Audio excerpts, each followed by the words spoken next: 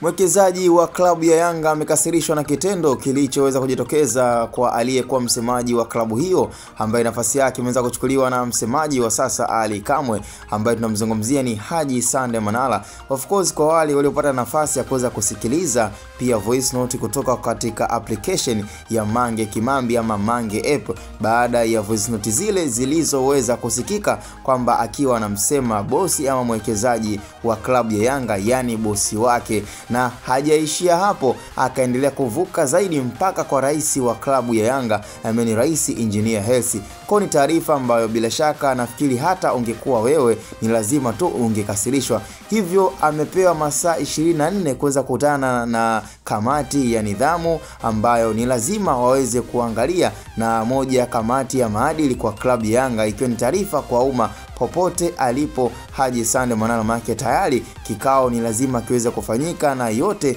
yaweze kujadiliwa kwamba mwafaka utakuwaje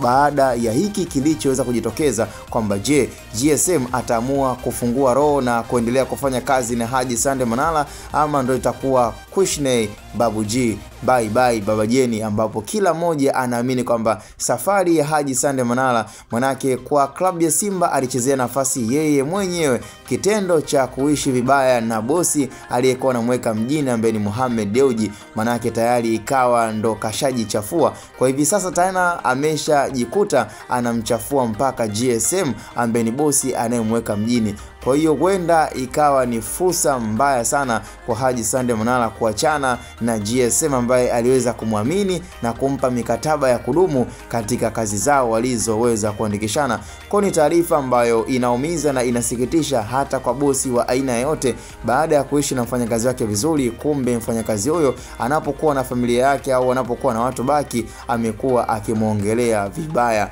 Na ni taarifa ambayo ni lazima tutajua nini kinachoendelea baina ya GSM pamoja pia na Haji Sande Manara, lakini kwa taarifa zilizopo mpaka sasa hivi na mpaka muda huu ni kwamba